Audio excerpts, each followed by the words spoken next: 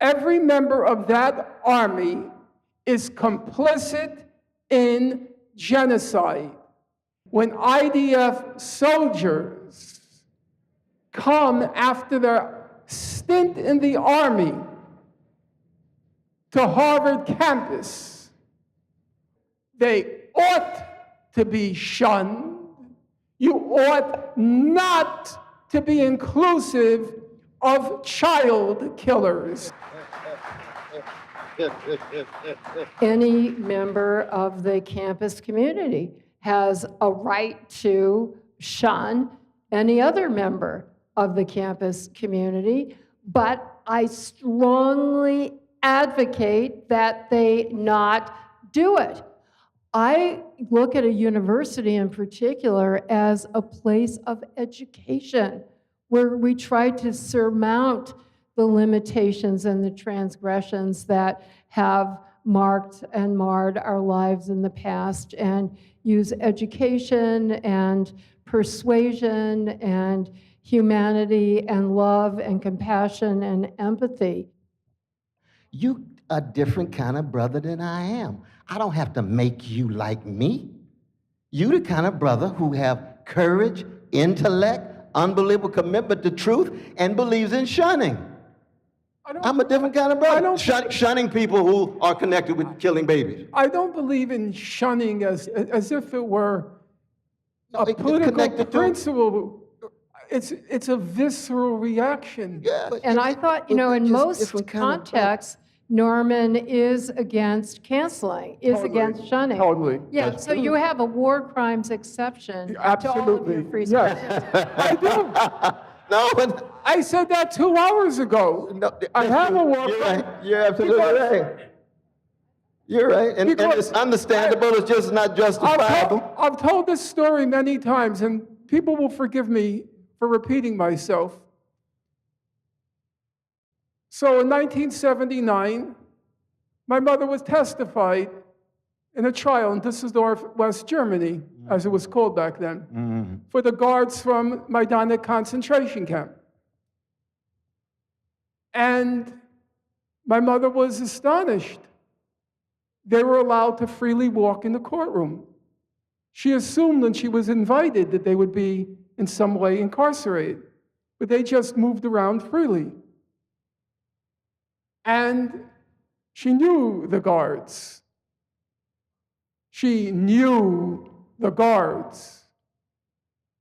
And then one night, as we were walking out of the courthouse, after she gave her testimony, who should be walking right to my right? Well, my mother was to my left. The person who was reputedly the most murderous of the guards. She went by the name of Birgitta. And she walked, I didn't know what to do. She was hugging my shoulder like Nadine here, the guard, and Cornel here. I didn't know what to do. And she walked around 100 feet down, and I turned to my mother and I said, "Do you know who that is?" My mother squinted, and then her eyes like a doe in the headlights. "Birgitta?" And I said, "Yeah." And I said to her, "What do you want me to do?" And she raised her finger. She said, "Get her! Get her! Get her! They think we're sheep! Get her!" And now you're talking to me about being inclusive? Being pluralistic? It doesn't register for me. It's not real life. It's not real human beings. It's not immoral. It's amoral. It's like human beings who, in the course of intellectual discourse or abstract principle, lose sight of what's happening. 2,000 families, and as you know, Gazan families are very big. 2,000 families, 2,200, have been wiped out, every member of the family. 5,000 families, only one person survived. And then these people come to Harvard after doing their stint in the army, and they complain they're being shunned. Shunned? You're lucky you're not shot. My mother said, get her, get her. And my mother wanted me to kill her.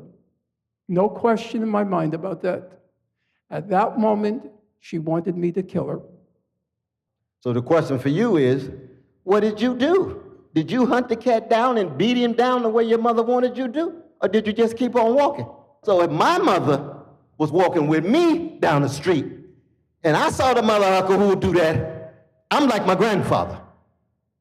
I want to throw down. I want some kind of accountability. Now, I don't believe revenge is the same thing as justice, but I want some accountability. So I'm asking you, what did you do? I've never told. But the person's still living, right? No comment. Oh, okay. You know, No, we better pass some water and some cognac up here. Jesus Christ.